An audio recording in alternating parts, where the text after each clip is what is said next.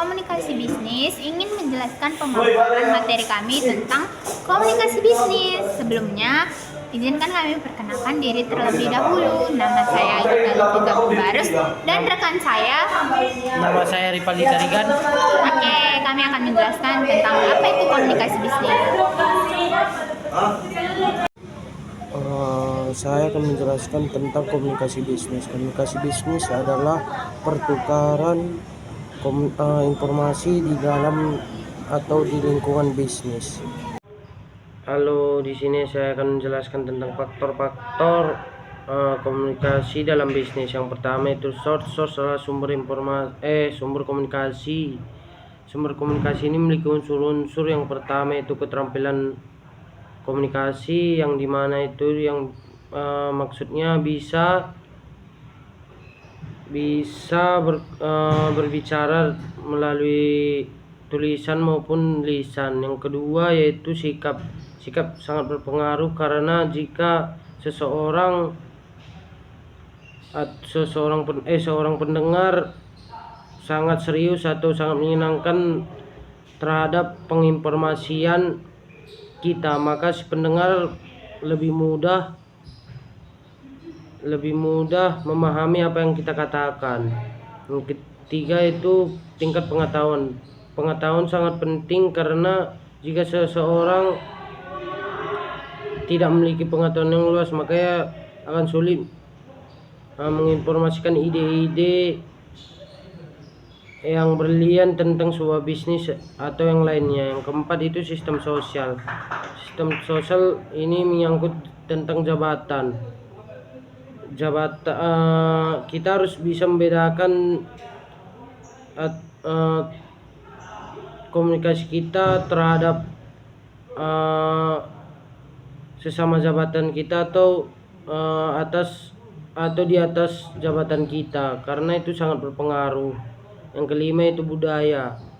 Budaya sangat berpengaruh, karena kita tidak tahu bagaimana tata cara atau tata komunikasi budaya mereka, sehingga itu akan menyulitkan dalam berkomunikasi. Kita balik ke nomor 2 tentang faktor komunikasi. Yang kedua itu message atau pesan yang disampaikan melalui lisan maupun tulisan. Yang ketiga yaitu saluran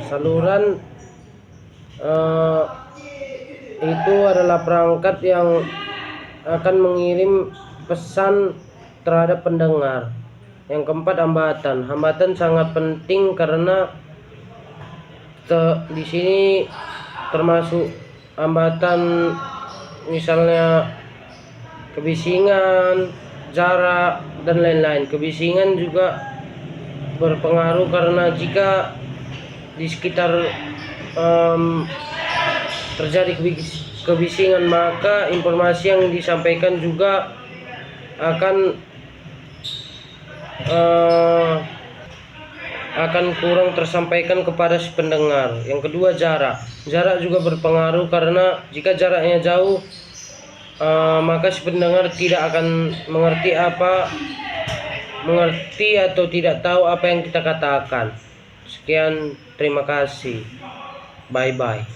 Nah, ada juga hambatan-hambatan dalam proses komunikasi. Yang pertama itu pesan yang disampaikan kurang baik, yang dimana pemilihan kata yang tidak teratur, sehingga pesan yang disampaikan oleh sender kepada receiver itu tidak sampai.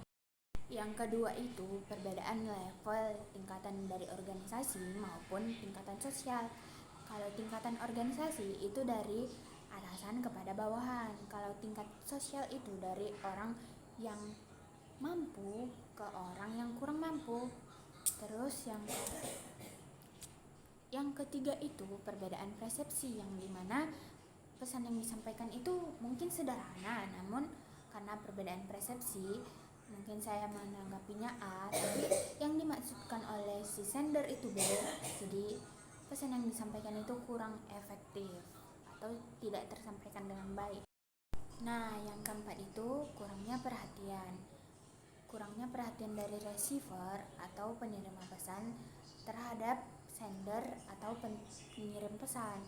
yang dimana si receiver ini merasa kayak udahlah, kayak misalnya kalau pertemuan tatap muka, si receiver itu menundukkan kepalanya seperti ini, kayak tidak peduli dengan apa yang disampaikan oleh sender, penerima pesan.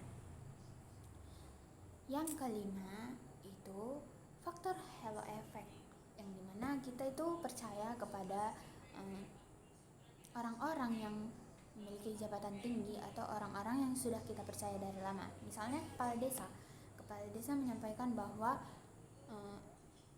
itu hal yang baik, padahal belum tentu hal itu baik, tapi karena faktor halo effect kita mempercayai ke kepala desa dan mengambil pendapat sesuai dengan apa yang disampaikan kepala desa.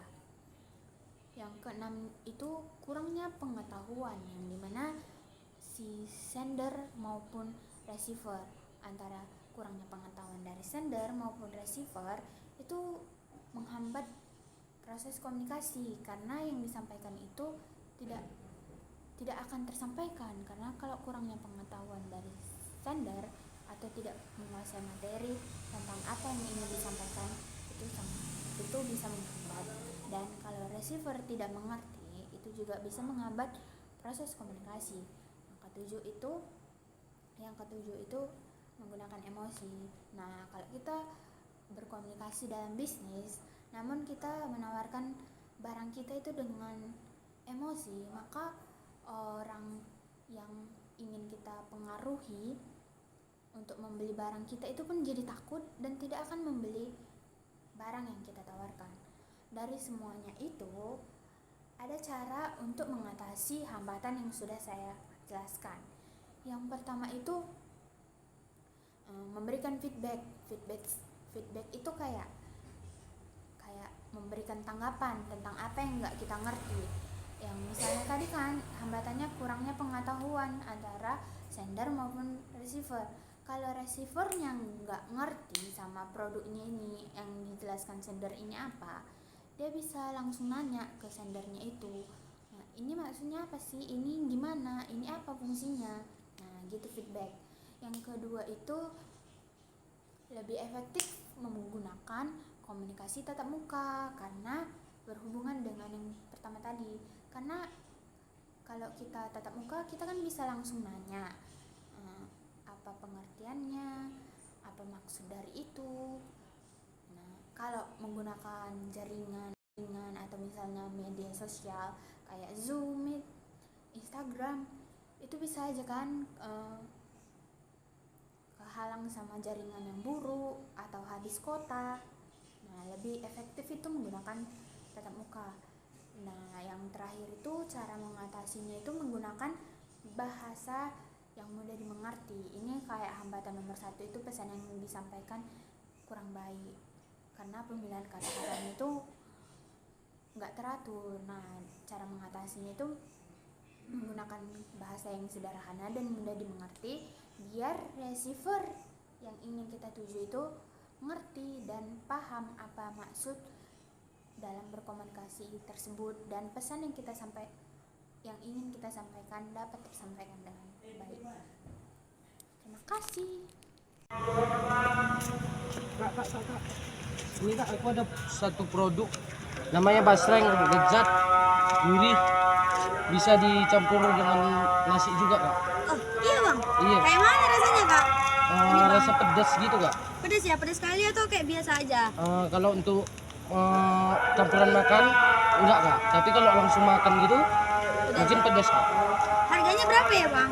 Cuman Rp5.000 aja Kak. 5.000. Gak ada varian lain gitu, soalnya aku juga gak bisa makan pedas-pedas kali. Nggak ada juga Kak, masalahnya cuman satu varian doang Kak. Oh, ada pedas doang ya.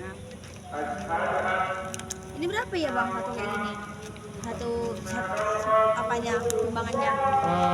Mungkin 100 sampai 150 gram gitu Kak. Banyak juga ya. Iya. Mau lah Bang, goceng kan Bang? Iya Kak. Ini ya Bang.